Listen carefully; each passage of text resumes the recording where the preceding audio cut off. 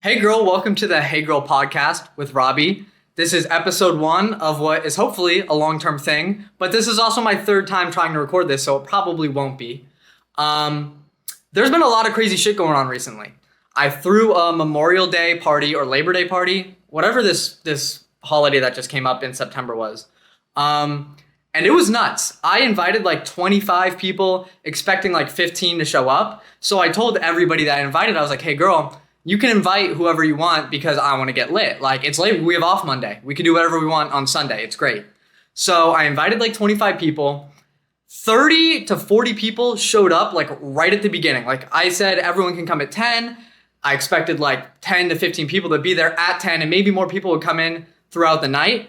But right when I like opened my doors, there was like 30, 40 people flooded in the first like 20 minutes.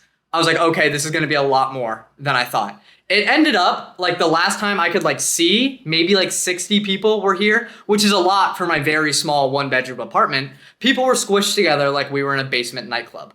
And if you haven't heard already from my TikTok, I walked into the bathroom at like 2 a.m. at said party. And when I opened the door, there was a girl and a boy hooking up in my bathtub. And I was like, oh my God, this is so weird. Let me close the door. But before I could close the door, I saw the girl and I was like, oh my God. This is one of my best friends from middle school. So I quick like jump in. I'm like, oh my God, girl, I can't believe you're here. I haven't seen you in so long. And she's like, Robbie, is that you? And I was like, yeah, girl, can you believe that we're doing this right now? And as I'm having this conversation with her, I keep kind of like glancing at the boy because he's still going. He's still stroking, doing his thing. It was ridiculous. Me and that girl caught up at the party later on. It was a great time. But when I woke up, it was like 11 a.m. and there was like 10 to 15 people like sleeping on the floor. There was some random person in my bed that I didn't know. So I'm walking out, I'm stepping over people. I get a water and I go back into my room with this random person in my bed to like watch some TV until like everyone's up and like walking around. But while I'm laying there like 30 minutes later, this boy is walking around. So I go out to like ask him how he's doing, if he had a good time at the party. And right when I go out, he's drinking a beer. And I'm like, oh, did you grab that out of the fridge?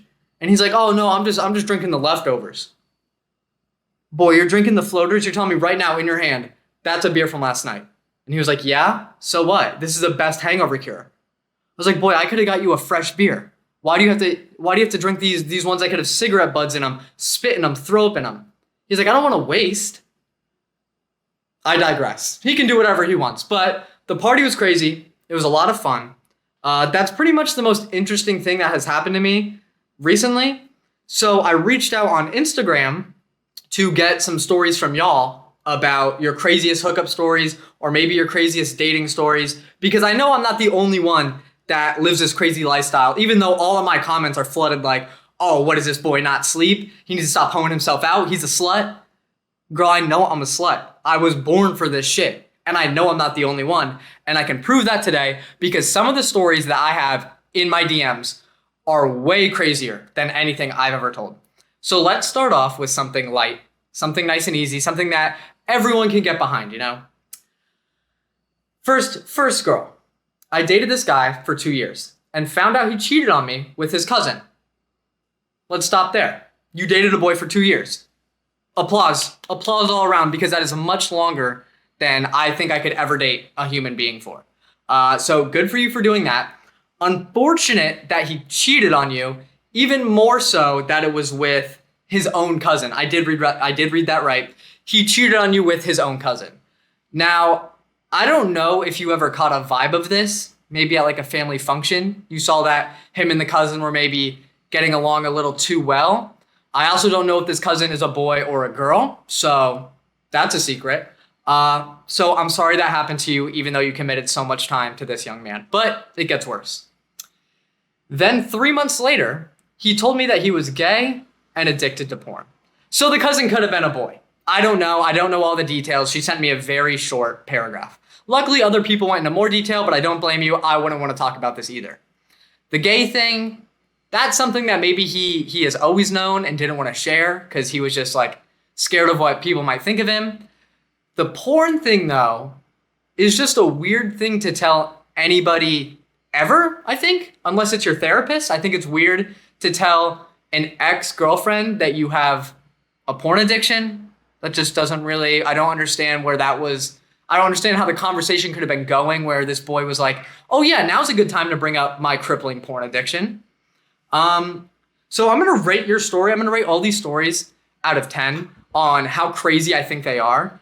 This one is more of like one of those long, slow burners where like, I would have never got this tea last year because she probably didn't know. So I'm going to give it like a 7 for craziness just because to openly come out as a porn addict is weird. But other than that, like, oh, well, and the cousin thing. Okay, so maybe an 8. I forgot that he cheated on you with his cousin. That is really strange.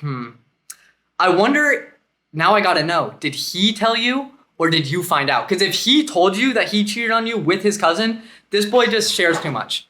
He just talks too much and doesn't know when to like maybe to say, hey, I cheated, but you don't mention the cousin part. So I'll go 8 out of 10 because that's pretty strange. Now let's go to this one. This one I have read a million times. This is my personal favorite story anybody has ever sent me. And I read a lot of stories, girl, okay? When I was 17, my boyfriend at the time of 2 years, again, applause for dating for 2 years. My boyfriend of 2 years would cheat on me and blame it on a demon possessing his body.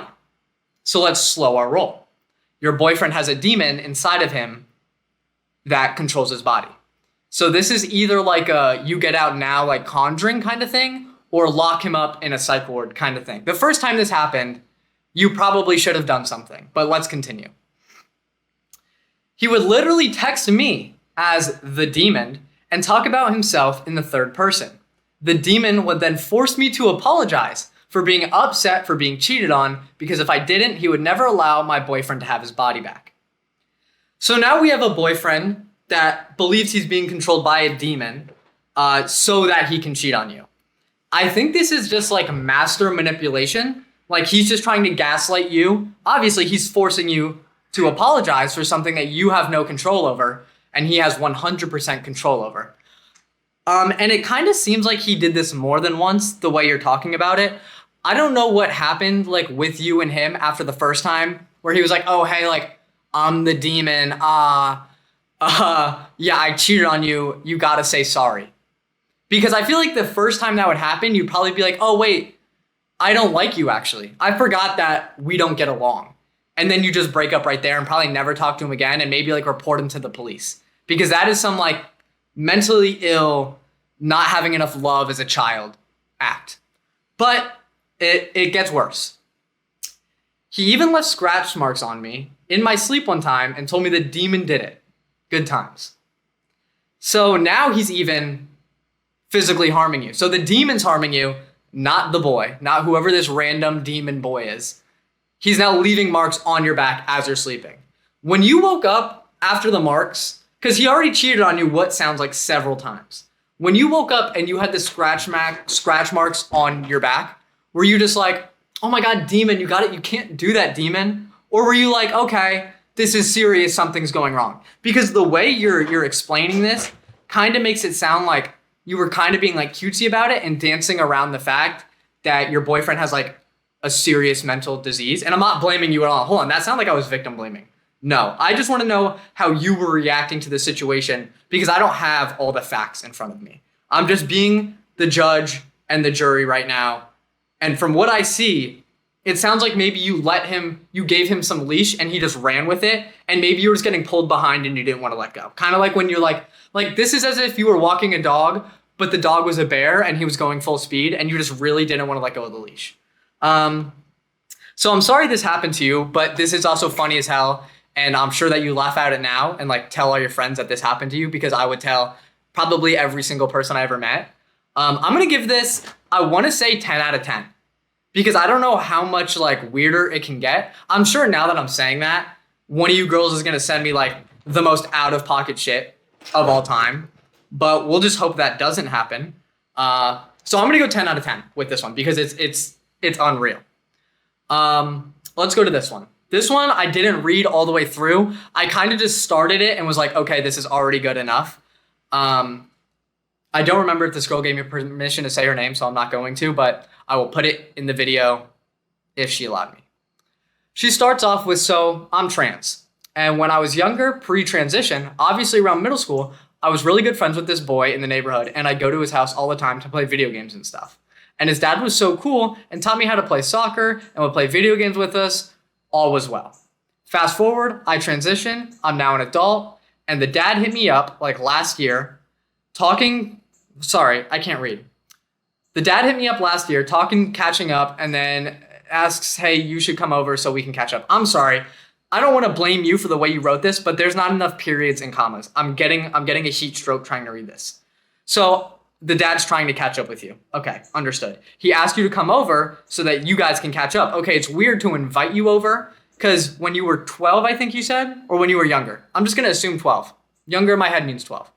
So you were 12 and the dad was like teaching you soccer and teaching you video games. And now you're older, you're an adult, and he wants to catch up. She says, yeah, definitely. Long story short, we stopped talking a bit, and later that night, he sends me a video of him jerking his meat. This man had a wife and 2 kids, and he was just stroking his meat. Okay, I did not think that is where that was going to go. I was going to assume that you went over there and you guys hooked up. That is possibly worse than what I was thinking, because at least if you went over there and like maybe you liked him a little bit, like whatever, maybe you have a kink for like older men or like married men, and then you hooked up, okay, girl, like whatever, or boy, honestly don't know. You said you were trans, but I don't know if you were a boy or a girl, so I don't want to label you, but I say girl for everybody.